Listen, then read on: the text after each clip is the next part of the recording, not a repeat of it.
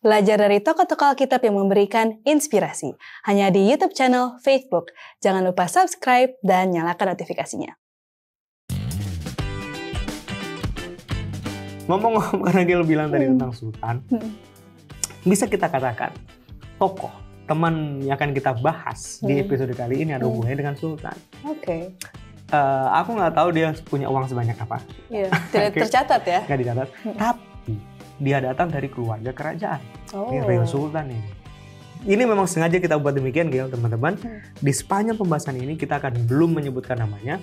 Nanti di beberapa sesi baru kita akan challenge ke teman-teman untuk menebak siapa tokoh yang akan kita bahas. Jadi kemungkinan besar, semoga aku nggak salah nih. Kayaknya dia satu-satunya nabi yang berasal dari keturunan kerajaan. Yoi, real Sultan. Real Sultan. Dari keturunan bangsawan kerajaan. Sama kayak aku, Gil.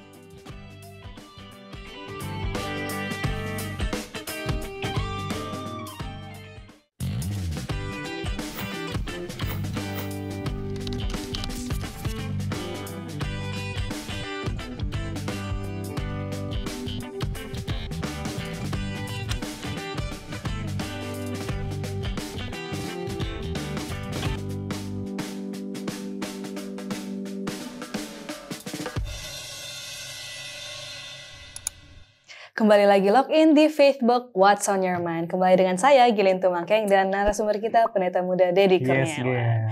Hai Pendeta. Hai. Kita akhirnya ketemu lagi ya Pendeta. Puji Tuhan. Puji Tuhan. Life's good. Life's good. Life's great.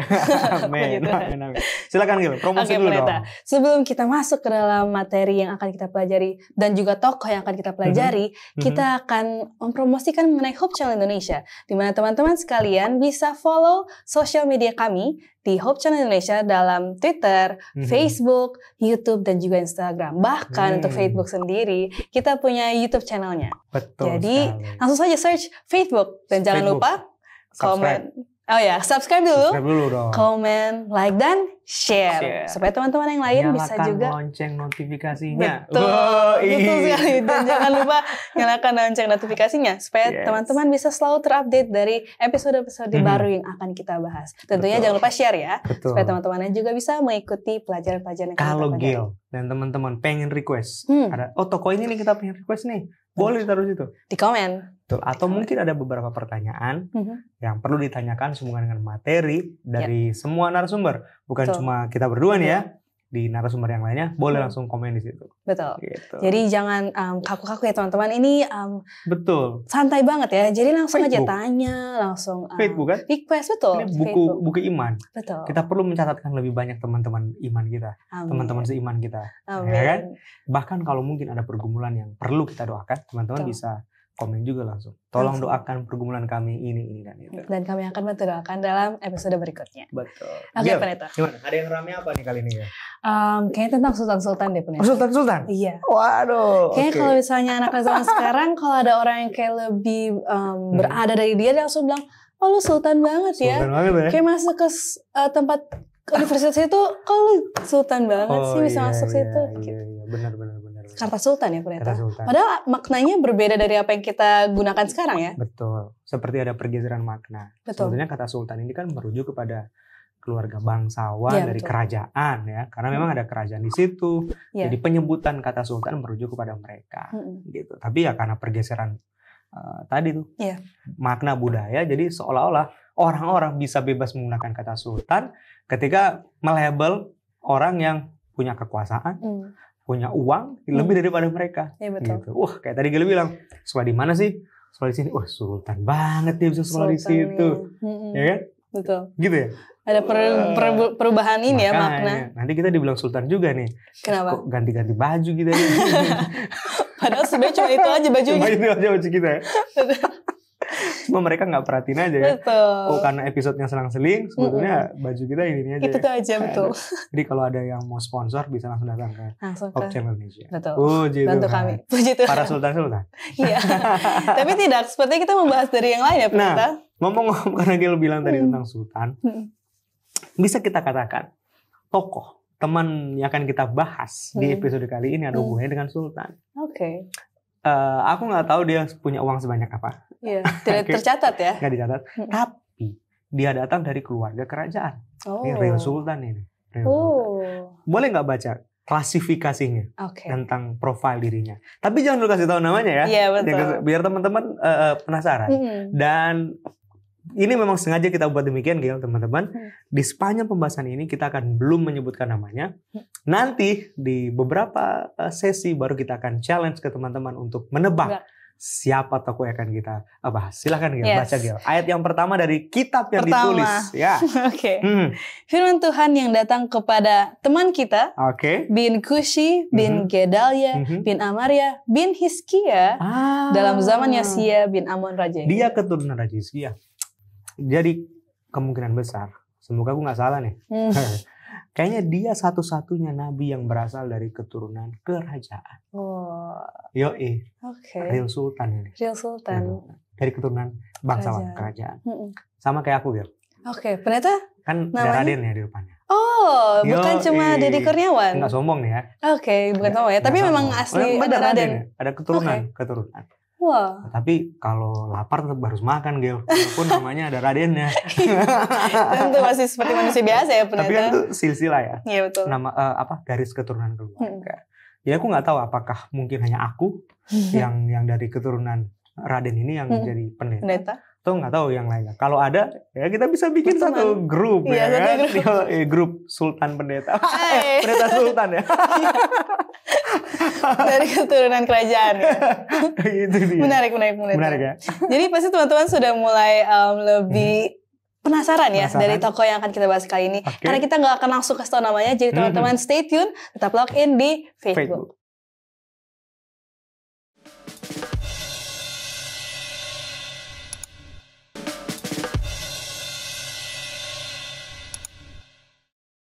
Kembali lagi login di Facebook What's on Your Mind. Yes. Dengan tokoh yang kita tidak mau sebutkan dulu ya namanya Jangan pendeta. dulu sebutin. Jangan dulu. Si Sultan ya. Si Sultan. Oke, kita sebut si Sultan ya. Si Sultan. Oke. Gil, nabi ini si tokoh ini. Ada clue lain ya, nabi ya. Dia nabi. Dia datang kan dari keturunan raja tadi. Dari keturunan Raja Hizkia. Dan yang menariknya adalah pelayanannya di sekitar tahun 630 BC. Before Christ. Jadi waktu itu Yerusalem lagi dipimpin sama Raja Josia. Dan mereka sedang dalam pengepungan Raja Asyur. Ini adalah masa-masa yang sulit yang dialami oleh bangsa Israel pada waktu itu. Jadi nabi ini menggambarkan kesulitan, krisis yang sedang dialami sama bangsanya. Bukan hanya krisis politik, karena mereka sedang dikepung sama bangsa Asyur, kan? Jadi itu berpengaruh kepada situasi keamanan. Jadi krisis datang, ekonomi. Tapi ini juga menggambarkan krisis rohani dari bangsanya. Karena krisis rohani nanti akan berdampak kepada moral bangsanya. Jadi krisis rohani itu berdampak pada krisis moral bangsanya. Jadi itu adalah situasi yang sangat tidak menyenangkan. Sangat sulit yang dialami sama teman kita ini. Si Sultan. Tapi hebatnya adalah ketika dia menulis kitabnya, dia awali firman itu dengan otoritas yang datangnya dari Tuhan. Tadi kita udah baca kan ayat 1 tadi kan? Apa tadi Gil katanya? Firman Tuhan yang datang kepada si Sultan.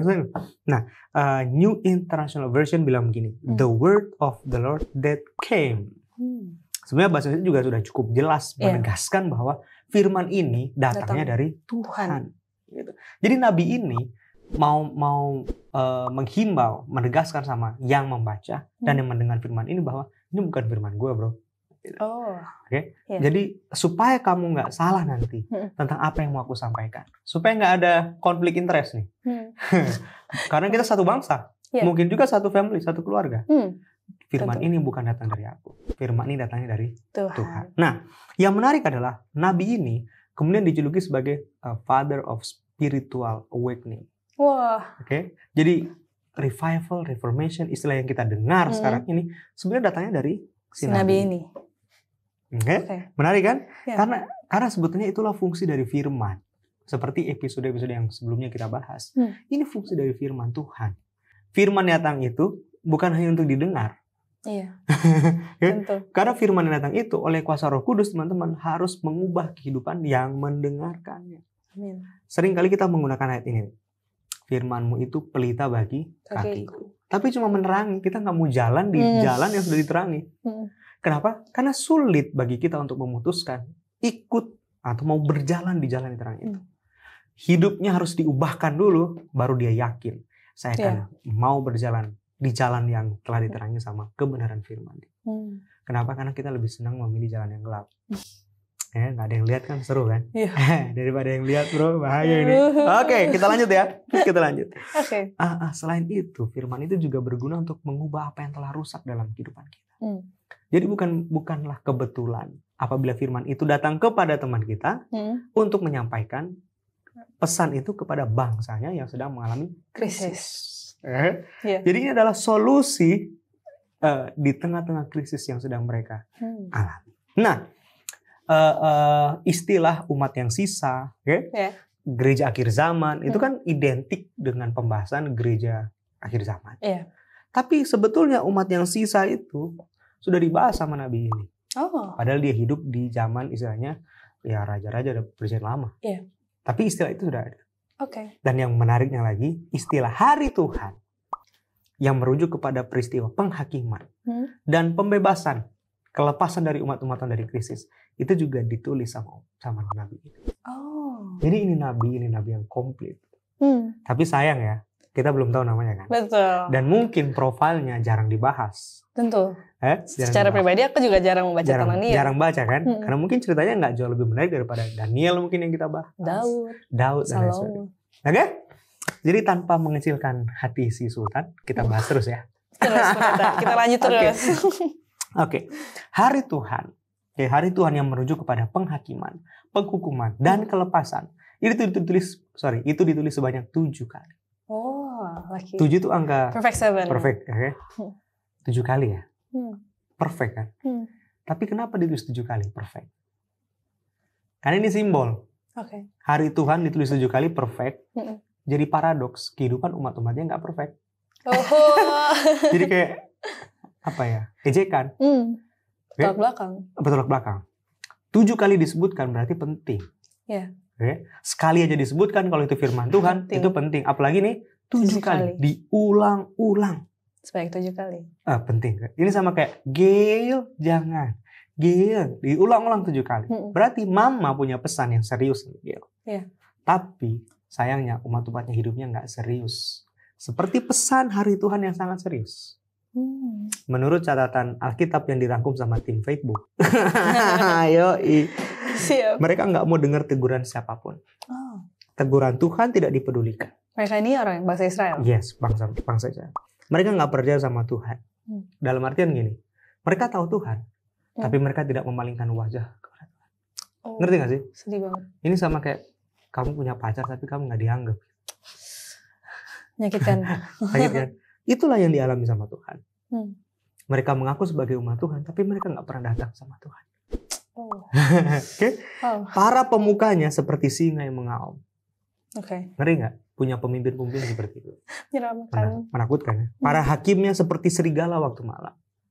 Para hakim yang seharusnya adil, tapi justru menjadi ancaman. Para nabinya adalah orang ceroboh dan berkhianat. Ini yang lebih mengerikan lagi nih. Para pendetanya seperti pendeta Dedi menajiskan apa yang kudus dan memperkosa hukum Allah.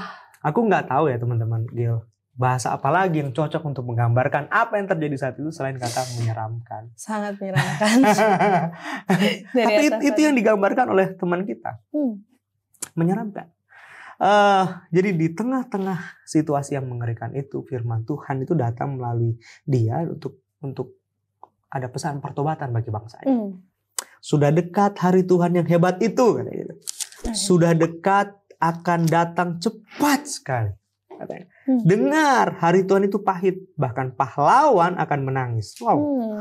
Hari kegemasan hari itu, hari kesusahan dan kesulitan, hari kemusnahan dan pemusnahan, hari kegelapan dan kesuraman, hari berawan dan kelam. Lihat, ngeri nggak? Gambaran yang mengerikan tentang hari Tuhan.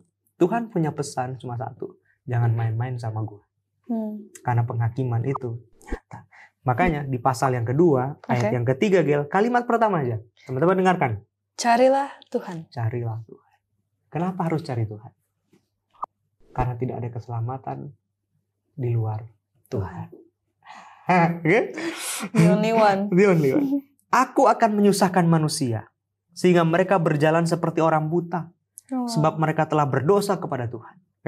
Darah mereka akan tercurah seperti debu dan usus mereka seperti tahi. Mereka tidak dapat diselamatkan oleh perak atau emas pada hari kegemasan Tuhan. Dan seluruh bumi akan dimakan habis oleh api cemburunya sebab kebinasaan, malah kebinasaan dahsyat diadakannya terhadap seluruh penduduk bumi. Kalau ada orang yang berpikir jabatan dan posisi apa yang mereka pegang sekarang bisa menyelamatkannya, nggak bisa, say. Salah. Bisa. Kalau ada orang berpikir ya emas, perak, harta bisa menyelamatkan mereka. Bisa.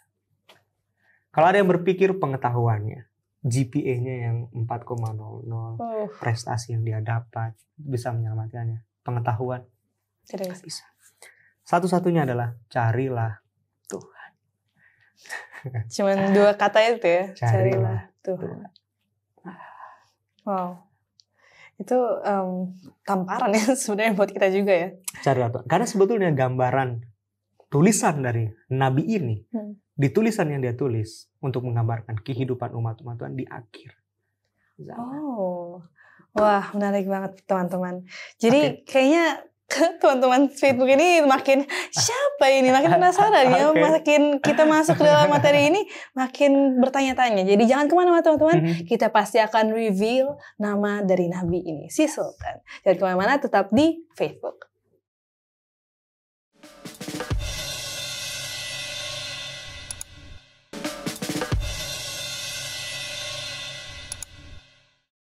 Kembali lagi login di Facebook What's on Your Mind. Teman-teman, sebelum kita lanjut ke dalam materi hari ini, kita akan kembali mengingatkan kepada teman-teman untuk follow sosial media kami di Hope Channel Indonesia dalam Instagram, Facebook, YouTube, dan juga Twitter. Bahkan untuk Facebook sendiri kita punya YouTube-nya dengan nama Facebook.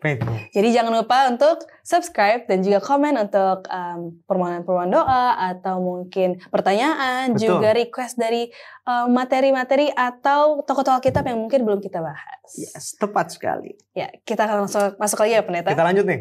Lanjut lagi. Tadi kan carilah Tuhan. Boleh nggak dilanjutin, Gel, kalimat selanjutnya? Dalam buku kedua dari ayat 3, carilah Tuhan, hai semua orang yang rendah hati di negeri yang melakukan hukumnya. Carilah keadilan, carilah kerendahan hati. Mungkin kamu akan terlindung pada hari kemurkaan Tuhan. Kita perlu underline, garis bawahi. Kamu akan terlindung. Kalimat ini secara eksplisit akhirnya menjelaskan siapa tokoh yang kita sedang bahas. Kamu akan terlindung. Karena arti dari sang nabi ini adalah Shapan dan Yah, yaitu Yahweh merujuk kepada Tuhan. Shapan itu terlindung. Jadi terlindung bukan terlindung dari Tuhan. Tuhan itu tempat perlindungan. Terlindung karena Tuhan. Di beberapa terjemahan ditulis berlindung di dalam Tuhan. Atau katanya Yahweh has treasured. Jadi Tuhan itu melindungi kita karena kita itu miliknya yang berharga. Treasure, treasure-nya. Kita treasure. Jadi nama nabi itu adalah Zefanya. Zefanya ya. Zefanya. Nama, Gel, bagi orang-orang Ibrani, teman-teman, ini penting sekali nama bagi seseorang. Karena satu, itu menunjukkan bagaimana Tuhan bekerja dalam hidup mereka. Yang kedua, Tuhan seperti apa yang mereka sembah. Ingat dua hal ini ya. Tuhan seperti apa yang mereka sembah. Dan Tuhan yang bekerja dalam hidup mereka. Jadi contohnya waktu Tuhan kasih nama Samuel. Itu dari kata Syamah yang artinya mendengar. Dan El, Tuhan. Jadi Tuhan mendengar. Kenapa Tuhan mendengar? Karena mamanya berdoa terus. Tuhan. Sampai Imam Eli pikir, mabuk ini, ini perempuan ini. Habis minum-minum kali dia datang ke gereja ya. Mabuk kali, nangis-nangis. Tetapi doa yang dianggap seperti orang mabuk itu didengar Tuhan. Tentu. Dan respons terhadap Tuhan mendengar doa itu dikasih anak. Namanya Samuel. Untuk menunjukkan bahwa Tuhan mendengar doa mamanya. Bukan kebetulan waktu anak ini bertumbuh besar, ketika Tuhan panggil, dia dengar Tuhan. Kenapa? Karena namanya Samuel. Karena Samuel bukan hanya sekedar punya arti Tuhan mendengar, tapi bisa juga mendengar Tuhan.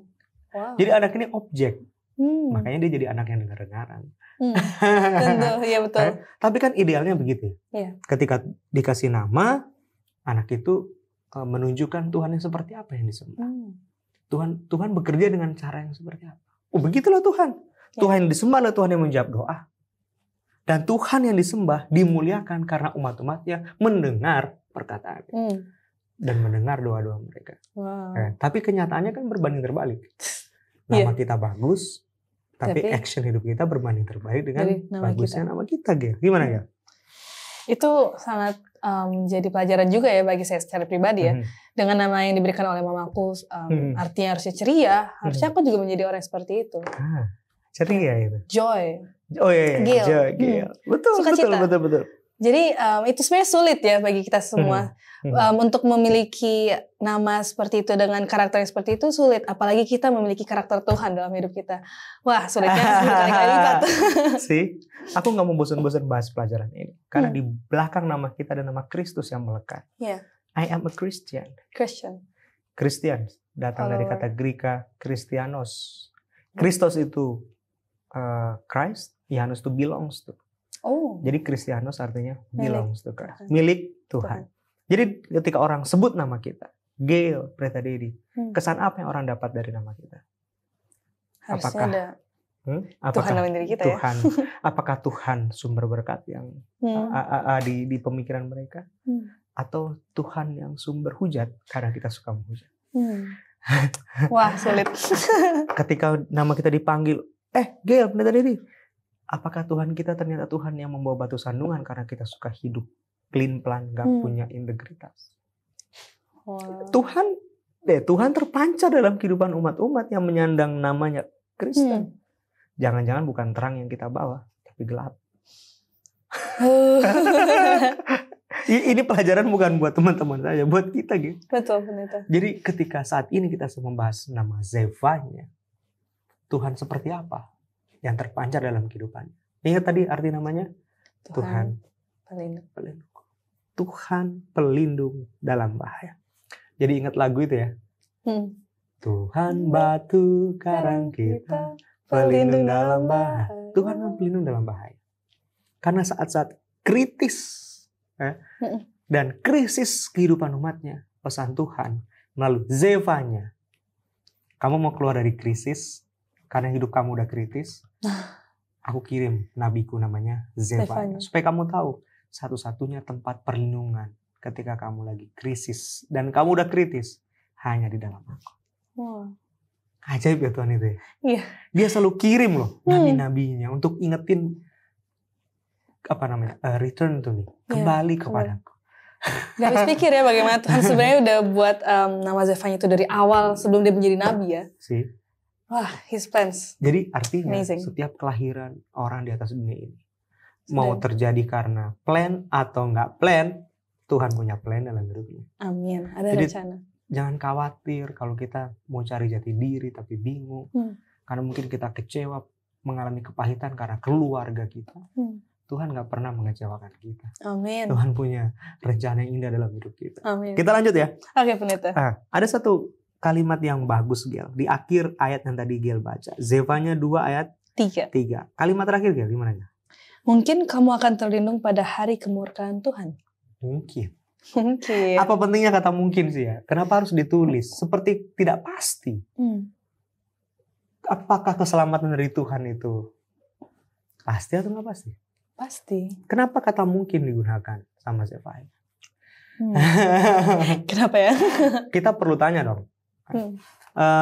Kalau kita tanya sama para rabi bilang gini, setiap kali kamu temukan kata mungkin di dalam Alkitab dan itu adalah sebuah doa, pernyataan, sebetulnya kita harus menangis. Karena? Kenapa menangis? Kenapa? Gini, Anda tidak bisa mempermainkan Tuhan karena keselamatan yang sejati bukan dari action Anda, bukan action kita, tapi it comes from the Lord. Makanya ada kata mungkin. Kenapa mungkin? Karena kepastian itu bukan dari kita, tapi dari Tuhan. Dan kita tidak bisa membuat itu terjadi selain. Jadi nggak ada andil apa-apa kamu, gitu. Nggak ada andil apa-apa untuk keselamatan yang kamu nikmati. Itu semua datangnya dari Tuhan. Jadi penting kita baca ini.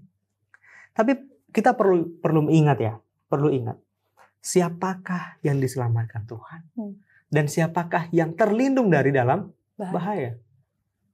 Zefanya bilang mereka yang mencarinya, mencari keadilan dan mencari dengan rendah hati. Jadi mau selamat harus jadi orang yang rendah hati. Zefanya mau menegaskan bahwa orang-orang yang terlindung ini, kenapa orang-orang yang rendah hati? Karena mereka tahu bahwa kekuatan mereka tidak cukup untuk melepaskan mereka dari krisis yang sedang mereka alami. Karena ada orang yang terlalu pede, teman-teman Gail, dengan kekuatan yang dia punya, dia pikir dia sanggup, tapi dia lupa siapa dirinya. Iya betul. Dia lupa siapa dirinya. Jadi melalui peristiwa ini, melalui pembahasan ini, kita diingatkan untuk search, who am I? Siapa sebetulnya aku ini? Ada satu tulisan dari buku Para Nabi dan Raja. Ini ditulis tahun 1917. Wow. Buku lama ya. Yeah. Dia komentar sehubungan dengan peristiwa yang sedang dialami sama Zefanya dan bangsanya. Versi yang ke-111 dari catatan salinan buku. Oke, di halaman 389 ditulis begini. Pada masa pemerintahan itu Yosia memerintah. Firman Tuhan datang kepada Zefanya dengan jelas menunjukkan akibat dari kemurtatan yang terus berlanjut. Oke? Dan yang penting adalah seharusnya ini menarik perhatian gereja untuk satu hal yang mulia. Jadi bukan hanya penting bagi zaman itu, tapi bagi kita. Nubuatan tentang penghakiman itu akan datang dan berlaku atas Yehuda. Oke, bangsa yang tadi dipimpin oleh Yosia dan dilayani oleh Zefanya. Katanya begini, kalau penghakiman itu datang atas mereka, maka kekuatan yang sama, artinya sifat dari penghakiman itu akan dijatuhkan juga atas dunia yang tidak mau bertobat pada saat kedatangan Kristus yang kedua kali. Wah. Kita nggak mau nakut-nakuti, penghakiman memang nyata. Dan itu pantas untuk diterima untuk akibat dan perbuatan manusia. Tapi orang-orang yang mencari Tuhan, mencari keadilan dengan rendah hati, mereka akan dilepaskan dari bahaya. Jadi kalau begitu kepada siapa kita harus berlindung? Pada Tuhan. Tuhan saja. Jadi lagu yang sering kita nyanyikan, Tuhanku, batu karangku, pelindung yang maha kuasa. Itu bukan sekedar lagu supaya kebaktian kita siap dimulai. Itu adalah lagu untuk menguatkan iman kita bahwa di masa-masa krisis yang berat dalam hidup kita perlu lari dan bergantung sama Tuhan. Nah, hebatnya lagi adalah Zefanya tidak hanya sekedar bicara tentang kemerosotan rohani, tapi dia bicara tentang masa depan. Oke? Nah, masa depan dari umat-umat yang sisa tadi, yang siap untuk menyambut hari Tuhan. Oke? Zefanya 3 ayat 12-13. Gail, tolong baca. Oke. 12 dan 13 dalam pasal 3. Di antaramu akan kubiarkan hidup suatu umat yang rendah hati dan lemah. Dan mereka akan mencari perlindungan pada nama Tuhan. Yakni siapa? Sisa Israel. Ya, itu. Sisa kan? Ya. Terus. Mereka tidak akan melakukan kelaliman atau berbicara bohong. Dalam mulut mereka tidak akan terdapat lidah penipu.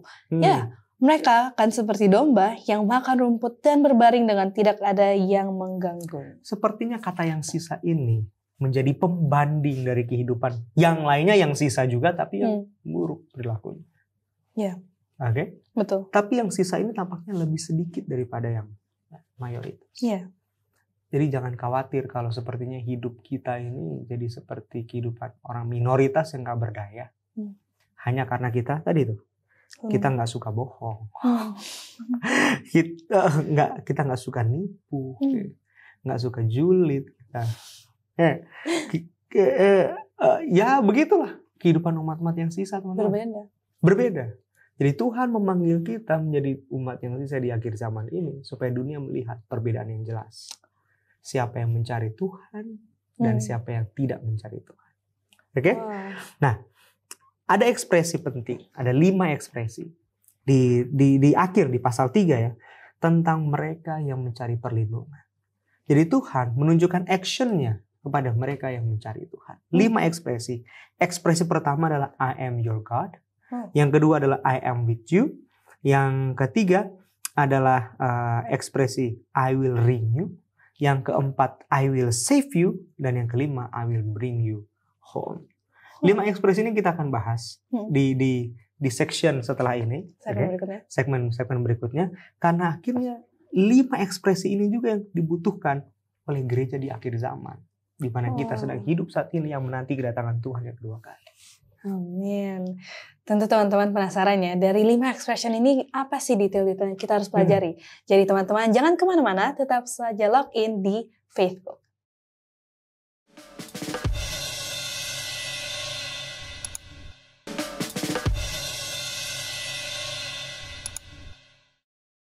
Kembali lagi log in di Facebook What's on Your Mind dengan 5 ekspresi tadi. 5 ekspresi dari saudara Zevanya. Kan What's on Your Mind. Sampai sekarang apa yang ada dalam pikiran? Tentang Zevanya. Dia adalah nabi yang mau menolong bangsanya yang hilang saat ini. Supaya mereka bisa berlindung pada Tuhan. Tapi ngeri gak sih teman-teman ya, dia? Ketika dia menggambarkan kemerosotan moral akibat kemurtatan rohani dari pemimpin-pemimpin. Sementara dia sendiri dari golongan para pemimpin. Dia khotbahin dirinya dan keluarganya. Ngeri ya? Waktu dia khotbah, pasti orang akan bilang gini, lu benerin dulu dong. Kan pemimpin. Ini bangsa ini begini karena kalian para pemimpin yang gak bisa dicontoh. Iya. Ngeri ya? Sangat. Harus merefleksikan diri dulu ya. Itu dia. Oke, 5 ekspresi. Teman-teman, 5 ekspresi. Ini di 3 ayat terakhir dari pasal yang ketiga ini sebetulnya. 3 ayat terakhir. Ayat berapa itu? 17? Ya, kayaknya 18, 19. 18, 19, 10. 18, 19, 10. I am your God. Akulah Tuhan. Ini ekspresi pertama dari ayat yang ke-17, Gil. Akulah Tuhan. Betul? Akulah Tuhan. Ini menarik ya teman-teman, Gil. Karena waktu Zevanya tulis akulah Tuhanmu, Tuhan seperti memberikan jaminan, garansi yang dijamin secara pribadi. Jadi Tuhan bilang, Gil, aku yang menjaga. Oke? Nah, waktu Zevanya tulis akulah Tuhan, Tuhanmu, dia tulis kata itu dengan kata Yahweh Elohai. Yahweh itu kan Tuhan. Elohai itu merujuk kepada Elohim, Allah pencipta. Jadi Zevanya sepertinya merujuk kepada apa yang Tuhan lakukan ketika pertama kali memperkenalkan hukum-hukumnya kepada bangsa Israel. Dia di Gunung Sinai, dia bilang gini, akulah Tuhan. Tuhan gak mengawali dengan kata jangan. Dia kasih tahu dulu tentang dirinya. Akulah Tuhan. Aku Tuhan yang menyelamatkan. Kali ini dia kasih tahu lagi dirinya.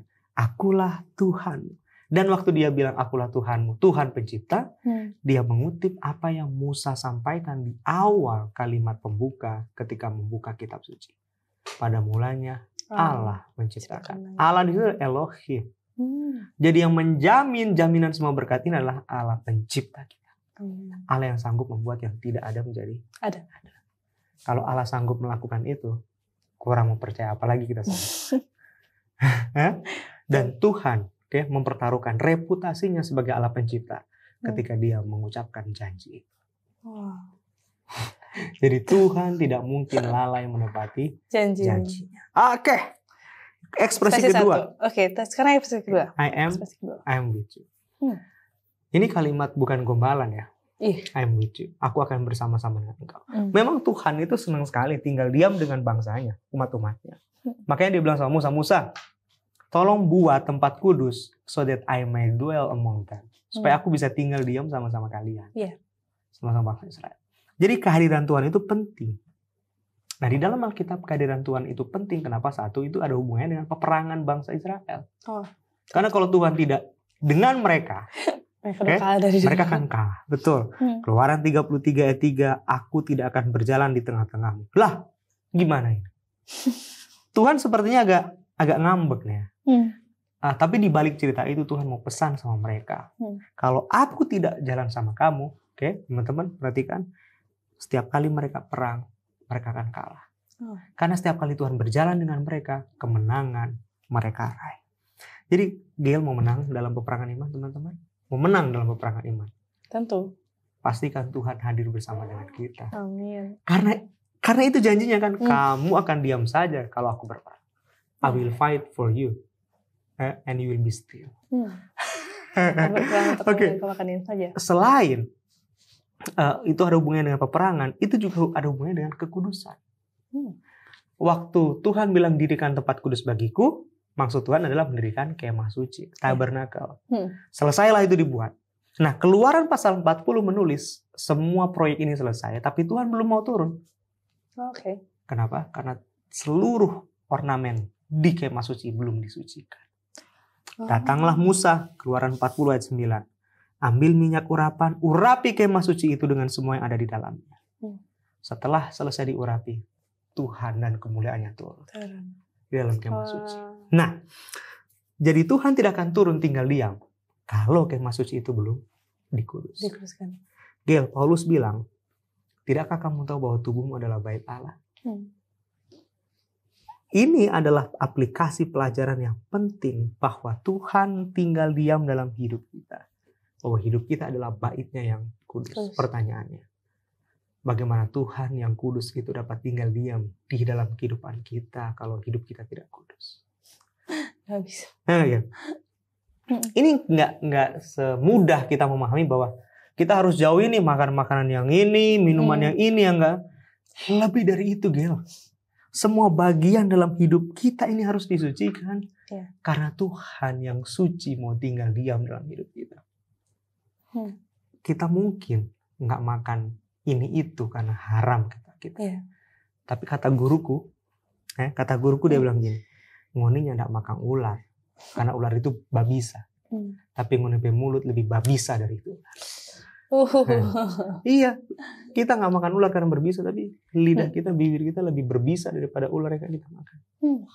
Nah, kita nggak makan babi katanya karena babi itu haram. Tapi ngoni pe kalakuan lebih haram daripada babi. Waduh, kejam sekali nih guru-guru ini. Ya iyalah. Di akhir kalimat guru bilang gini, mungkin babi yang haram itu malu lihat kelakuan kalian yang haram. Kita yang nakal gitu nggak dipukul sama dia, tapi begitu nggak dipukul sama dia, cuma dikasih tahu kalimat itu langsung diam semua. Tuhan mau semua bagian dari hidup kita disucikan. Jadi kehadiran Tuhan dalam hidup kita ketika dia bilang I will be with you, sebetulnya mau memastikan hidup kita itu kudus. Yang berikutnya, kehadiran Tuhan dalam hidup kita sebetulnya mau menyatakan tentang dirinya. Kehadiran. Ya, mau menyatakan tentang dirinya. Nah, Tuhan kan rindu tinggal diam di tengah-tengah hidup manusia. Musa tiba-tiba challenge Tuhan. Tuhan, boleh nggak aku lihat kemuliaan-Mu? Apa kata Tuhan? Musa, hangus loh. Macam-macam aja. Tapi anehnya Tuhan lihatkan loh kemuliaannya. Oke? Tapi kemuliaan yang dilihatkan Tuhan bukan kemuliaan His outfit. Yang oleh Keluaran 24 ayat 17, kemuliaan Tuhan itu seperti api yang menghanguskan. Tapi yang Tuhan kasih lihat sama Musa, kemuliaannya itu adalah His inner character. Yang ditulis dalam Keluaran 33:19, aku akan melihatkan kasih karuniaku kepadamu. Jadi kemuliaan Tuhan itu ada hubungannya dengan His outfit, dengan His karakter. Kalau gitu kita mau yang mana? His outfit atau His karakter? His outfit lah. Biar orang silau lihat kita kan. Kalau bisa waktu orang lihat kita tabakan semua. Nah, bajunya, silau, ininya, penampilannya, luar biasa. Tapi His inner karakter yang Tuhan mau, karakter itu nyata dalam hidupnya. Sehingga orang bisa lihat Tuhan dalam hidupnya. Sekarang yang ketiga, I will renew. Masalahnya teman-teman Gail, kalimat di ayat itu dibilang I will renew with my love. Wow. Hanya ketika kita bisa mengerti karakter Tuhan yang penuh kasih dan kita menyelami kasihnya yang dalamnya, barulah hidup kita bisa diubah. Tapi itu semua harus diawali dengan tadi kesucian hidup. Kesucian hidup. I will renew with my love. Ngeri ya? Dan ayat itu bilang, kasih yang mengubah itu akan membuat Tuhan bersorak-sorak. Pernah dengar Tuhan nyanyi? Belum pernah. Baru kali ini aku baca di Alkitab Tuhan nyanyi. Akan bersorak-sorak. Bahkan Tuhan nyanyinya bersorak-sorak. Mungkin konser. Mungkin konser. Jadi kapan Tuhan nyanyi bersorak-sorak bikin konser di sorga? Ketika ada satu manusia di atas dunia ini diubah hidupnya. It means repent, bertobat. Hanya manusia busuk yang bertobat yang bisa buat Tuhan bersukacita. Bukan manusia munafik yang pakaiannya bikin silau orang, tapi karakternya, kata Yesus, seperti kuburan yang dicat putih. Dalamnya penuh tulang busuk. Ngomong apa aku ini? Ekspresi yang keempat. I will save you. Aku akan menyelamatkanmu. Apa yang Tuhan bilang sama kita ini penting, teman-teman. Kenapa? Karena waktu ayat 17 tadi kan, ekspresi pertama dia bilang, akulah Tuhan. Dia perkenalkan dirinya dengan Yahweh Elohim. Aku Allah, satu-satunya Allah, dan aku Allah pencipta. Kali ini dia bilang, I will save you. Tadi dia perkenalkan dirinya sebagai Allah pencipta, sekarang Allah penyelamat. Kenapa harus dua predikat Tuhan disebutkan pada ayat ini? Nggak cukup sebagai Tuhan pencipta. Harusnya cukup. Tapi kenapa dia bilang Tuhan penyelamat? Tuhan untuk menjadi penyelamat dia harus jadi Tuhan pencipta. Kenapa? Ketika dia menjadi Tuhan pencipta, penyelamatan itu sempurna. Karena no one can limit him. Gak ada yang akan membatasi dia. Dia menciptakan ruang, dia menciptakan waktu. Ketika dia menciptakan ruang dan waktu, dia menjadi tidak terbatas dengan ruang dan waktu. Maka ketika dia jadi tidak terbatas dengan ruang dan waktu, misi penyelamatan itu jadi semakin sempurna. Kalau ke Makassar atau ke Manado kurang lebih 3 jam perjalanan. Aircraft yang di antariksa ya, luar angkasa. Luar angkasa. Untuk menempuh perjalanan dari bumi ke matahari katanya butuh waktu 70.000 juta tahun cahaya. Aku nggak bisa tahu itu berapa lama. Gitu. Nggak bisa. Itu yang paling cepat. Bumi, cakrawala langit pertama, tadi ruang angkasa langit kedua, katanya surga langit ketiga. Kalau jarak bumi dan matahari ditempuh dengan 70.000 juta tahun tadi, butuh berapa lama dari bumi surga ke dunia? Kalau Tuhan terbatas dengan ruang dan waktu. Waktu kita berdoa, Gel, lama. Aduh, ya ampun. Baru mau booking tiket dulu. Mau ini itu. Tapi karena dia Allah pencipta, no one can limit him. Waktu kita berdoa, immediately terjawab. Dia hadir. I am here with you. Oke. Yang terakhir, ekspresi yang terakhir adalah I will bring you home. Aku akan membawa pulang. Tuhan pada akhirnya mengizinkan mereka mengalami pembuangan. Jadi janji ini teman-teman adalah janji mereka akan pulang kembali dari pembuangan. Oke? Karena pembuangan adalah hal yang mungkin menyakitkan dan bikin patah pengharapan bagi mereka. Tapi ini belum terjadi. Tapi walaupun itu akan terjadi, Tuhan punya janji. I will bring you home. Aku ingat, itu siang hari. Siang hari yang aku pikir gak ada bedanya dengan hari-hari yang sebelumnya. Ya jalan seperti biasa. Suster masuk ke ruangan, dia cek alat-alat dan semua alat berfungsi. Mau senyum tapi sulit. Tapi harus tersenyum. Karena kalau aku gak senyum, yang sedang terbaring di tempat pembaringan gak akan semangat. Lagu Eden Taman yang terindah selalu di request supaya dia bisa tidur. Dia nyanyi Eden Taman yang terindah. Sedih, pengen nangis, tapi harus senyum. Nggak tahu apa yang dilihat. Mungkin karena lagu itu bercerita tentang Eden, Tiba-tiba dia melihat seperti gambaran Eden mungkin. Dia bilang indah. Ada kupu-kupu besar yang indah sekali lagi lihat. Mungkin malaikat yang dilihat. Atau cuma hayalan gitu. Nggak tahu. Yang pasti dia bisik. Mas, panggil Mas. Papa mau pulang. Capek. Nggak tahu siapa yang bangunin aku. Ternyata itu lamunan. Jadi dia bilang, ayo, peti jenazah sudah siap. Kita mau pulang. Dan hari itu, aku akhirnya mengantarkan jenazah papaku dari rumah sakit pulang ke rumah. Tapi yang jauh lebih penting adalah, aku dan keluargaku sedang menantikan rumah yang senang di sorga. Tempat di mana kita akan benar-benar reuni bersama dengan orang yang sudah meninggalkan kita karena kematian. Walaupun ayat ini sedang bicara tentang Tuhan akan membawa pulang kembali orang-orang Yehuda di pembuangan. Tapi ayat ini juga memberikan penegasan sama kita, is heaven real? Apakah sorga itu nyata?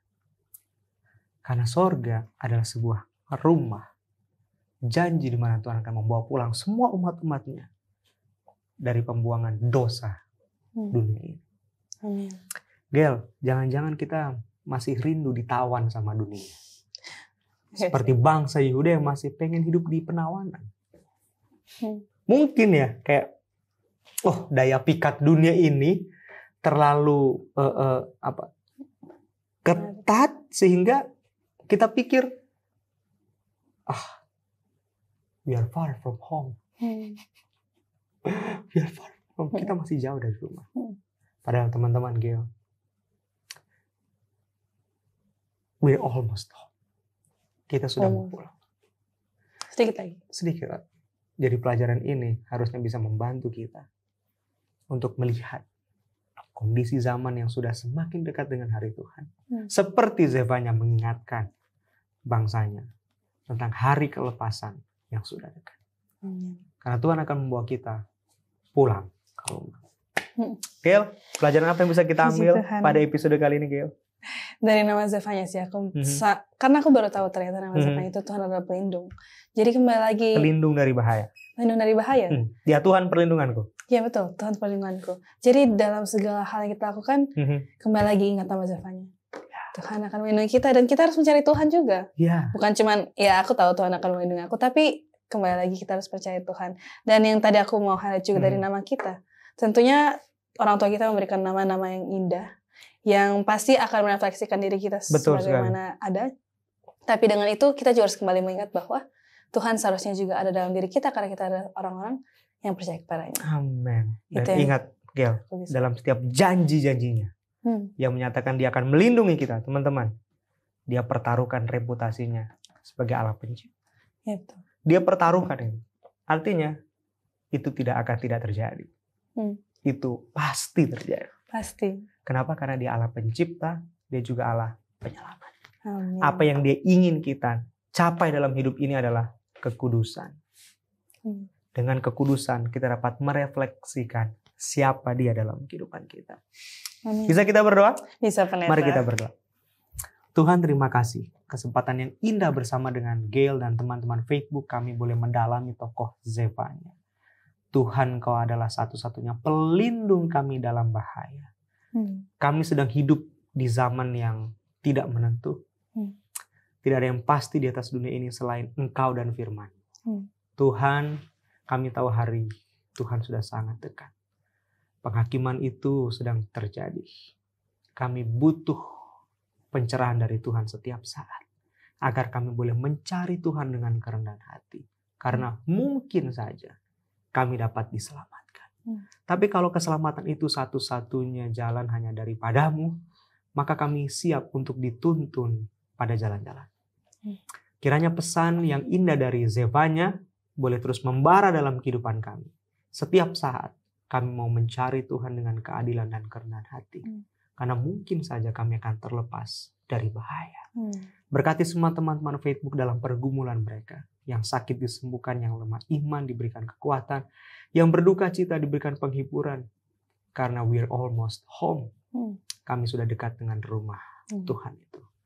Tuhan, terima kasih untuk waktu yang indah. Pertemukan kami kembali di episode selanjutnya untuk menikmati benih kebenaran lewat cerita tokoh di dalam Alkitab. Kami puji dan muliakan Engkau, dalam nama Yesus kami berdoa. Haleluya. Amin. Amin. Terima kasih banyak Pendeta. Thank you, Gail. Begitu indah, luar biasa pelajaran yang sudah kita pelajari pada hari ini. Untuk kita teman-teman, jangan lupa untuk follow sosial media kita di Facebook, Twitter, Instagram, dan juga YouTube di Hope Channel Indonesia, dan juga YouTube channel Facebook. Khusus ini ya? Ya betul, khusus ini. Jangan lupa di-subscribe. Tapi kalau subscribe satu, harus semua subscribe. Betul, harus semuanya di-subscribe dan dinyalakan ya alarmnya. Lonceng notifikasinya. Betul. Lonceng notifikasinya. Share jangan lupa ke semua teman-teman. Supaya teman-teman yang lain juga bisa mendapatkan berkat yang sama seperti teman-teman saat ini. Betul sekali. Untuk itu kami yang di sini akan log out dari Facebook dan kami akan menyampaikan satu tagline kami, yaitu Hope Channel Indonesia, televisi yang mengubah hidup Anda. Terima kasih Pendeta, Tuhan berkati teman-teman.